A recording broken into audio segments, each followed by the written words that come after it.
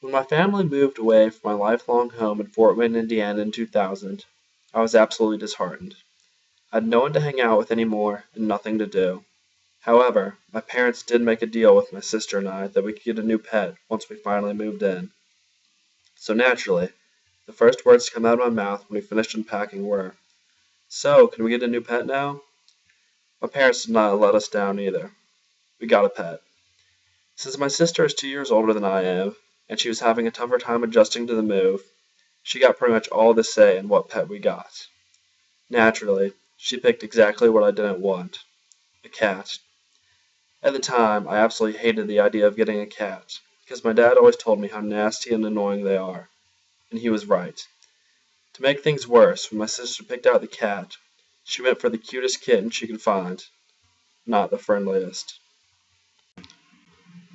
After several years of coming home from school to a foul smell and presents, as my mom liked to call them, I was finally able to talk my family into getting rid of it.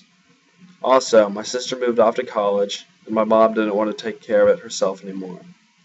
The only catch to getting rid of the cat was that I had to do it myself. At the time, I figured as long as the cat was not in the house anymore, I would be happy. The next morning, I managed to unseal my eyelids just around noon and stretch my arm over to the phone to see what my plans for the day were. Luckily for me, the first thing to show up on my phone was a nice list of chores for my mom, and at the very bottom of the list was to get rid of the cat.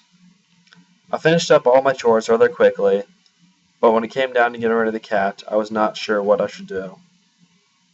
My parents decided the night before that since there was no humane society or veterinarian nearby, the only place to get rid of the cat was to drop it off on the side of the road, a ways down from my house. I could care less what happened to the cat. I just wanted it gone. The plan seemed rather simple at the time, but actually executing the plan turned out to be rather difficult.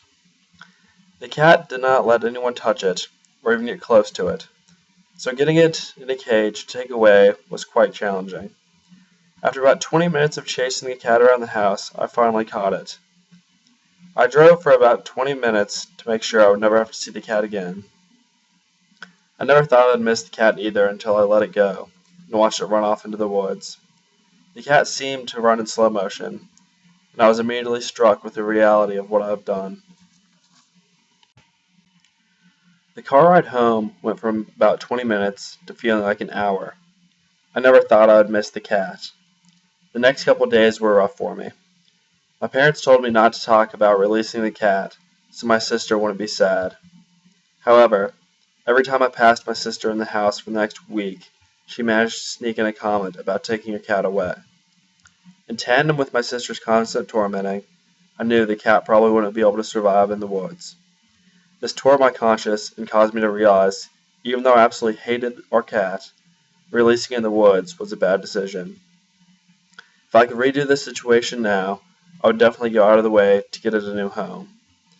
I also learned that even though I absolutely hated the cat, it deserved to be taken care of, then I should have cared what happened to it before I released it. Every cat